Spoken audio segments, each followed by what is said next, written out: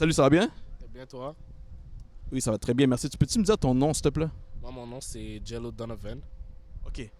Ça va être compliqué. Je vais te dire Jello. Jello, c'est bon? Jello, ok.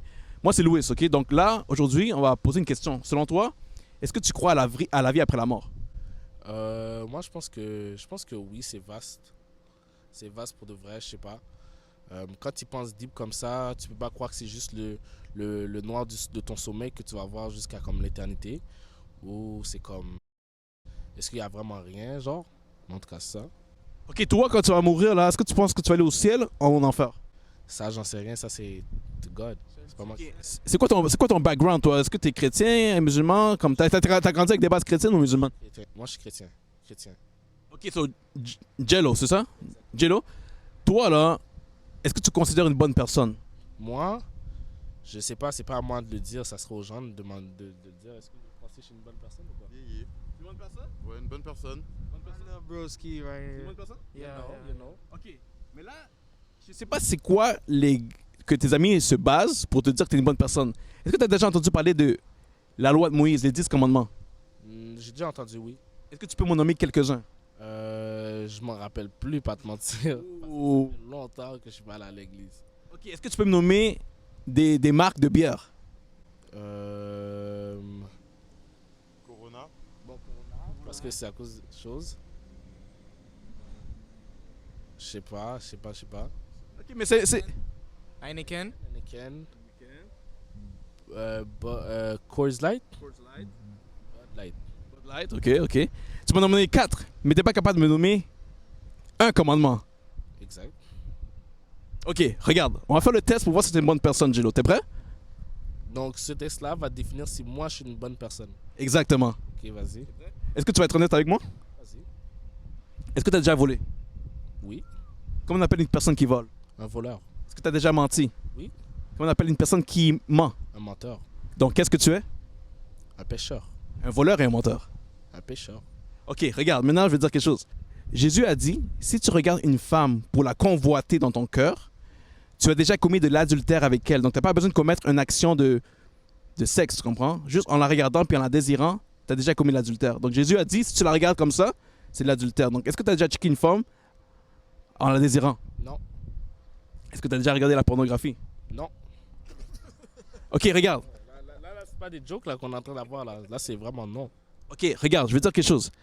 Est-ce que tu as déjà utilisé le nom de Dieu en vain, like OMG? Oui. Ok. Jésus, dans sa parole, ça dit que c'est du blasphème. Parce que quand on utilise le nom de Dieu, c'est pour du respect, pas à la légère. Tu comprends ce que je veux dire? Donc c'est un blasphème selon la loi de Moïse. Exact. Ok. Maintenant, je vais t'expliquer où est-ce que je veux en venir, ok? La Bible dit que tous sont péchés et sont privés de la présence de Dieu. Donc à cause de nos péchés, on est loin de Dieu.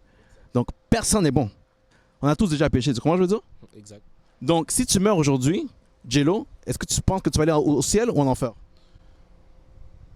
Je pense que. Je sais pas. Je sais pas parce que. Comment dire, même là, dire, par exemple, dans la Bible, ça dit qu'un péché, c'est un péché. Il n'y a pas de péché plus grand que l'autre. C'est-à-dire là que lui, il vole un sac de bonbons ici et que l'autre personne là-bas va tirer sur quelqu'un, il tue quelqu'un. À la fin de la journée, c'est deux péchés. Est-ce que les deux devraient aller en bas? Non? Ok, regarde. La Bible est sévère. La Bible est sévère parce que Dieu est tellement juste. Oh, t'es quand même grand, bro. Dieu est tellement juste que un petite chose, pour lui, c'est du mal. Il est tellement parfait qu'il n'accepte aucun péché dans son trône, tu comprends? Donc, on mérite tous... Personne n'est parfait, personne n'est bon, et on mérite tous l'enfer. Ça, c'est la mauvaise nouvelle. Par contre, il y a une bonne nouvelle. Dieu a fait quelque chose pour pas qu'on aille en enfer. Est-ce que tu sais c'est quoi? Il s'est tué pour nous. Il s'est sacrifié Pour nous. Il est mort pour nous. il s'est sacrifié à la croix. Donc, à cause de tous nos péchés, lui est venu puis a pris notre place à la croix. Tu comprends ce que je veux dire? Exact. Ok. Donc la Bible dit, car Dieu a tant aimé le monde qu'il a donné son Fils unique afin que quiconque croit en lui ne périsse point, mais qu'il ait la vie éternelle. Est-ce que tu sais qu'est-ce que tu as dans ton oreille? Une boucle d'oreille. C'est la croix. La croix, c'est ce qui te sauve, tu comprends? Pas ce que tu as dans ton oreille, mais le sacrifice à la croix, c'est ce qui te pardonne à toi. Parce que tous tes péchés ont été crucifiés à la croix. Mais si toi, tu rejettes le sacrifice, tu ne peux pas être sauvé. La seule façon c'est de te repentir puis de faire confiance à Jésus. Tu comprends? Maintenant, si tu meurs, Jello, il y a deux choses que tu dois faire. Te repentir de tes péchés, reconnaître que tu es un pécheur, que tu es une mauvaise personne comme tout le monde, puis faire confiance à Jésus-Christ dorénavant. Quand est-ce que tu vas faire ça, Jello? J'ai pas compris. J'ai pas compris, yo, j'entends juste des mots. My bad, bro, je parle vite. J'ai dit que si tu meurs aujourd'hui, il y a deux choses que tu dois faire. Te repentir de tes péchés, puis faire confiance à Jésus-Christ. Quand est-ce que tu vas faire ça? Confiance à Jésus-Christ, je le fais à chaque jour. Te repentir, reconnaître ta péché, reconnaître que tu es un pécheur. Me repentir de mes péchés. Moi, la relation que j'ai avec Dieu est pas comme genre. Il y a des gens qui vont penser que à la fin de la journée, c'est vraiment créer une relation avec Dieu. Soit à la fin de la journée que tu ailles à l'église pour que tu te mettes à genoux et que tu pries et que toi, tu es dans ta chambre, tu es en train de parler avec Dieu, ça revient au même. Moi, je pense que je parle avec Dieu souvent, très très souvent. Il me guide dans la vie de tous les jours. Puis je pense que pour de vrai, j'en parle avec Dieu, donc techniquement, je m'en repentis. OK, ben check. Là, si toi, tu dis, OK, moi, je suis un chrétien, je vais à l'église, je suis une bonne personne, mais qu'en même temps, tu mens, tu pêches, tu voles, c'est être hypocrite. Puis la Bible dit que les hypocrites vont pas aller au ciel. Tu comprends ce que je veux dire? Ce que je veux dire par là, c'est que ce que tu dois faire, parce que la Bible dit, appelle à tout le monde à se repentir. Pierre dit à tous les gens, repentez-vous et croyez à la bonne nouvelle. Tu comprends? Donc la repentance, Jello, c'est ce qui va te sauver de l'enfer. Parce que si tu ne te repens pas, le sacrifice ne peut pas s'appliquer à toi. Parce que le sacrifice, c'est pour les pécheurs, pas pour les personnes qui sont justes.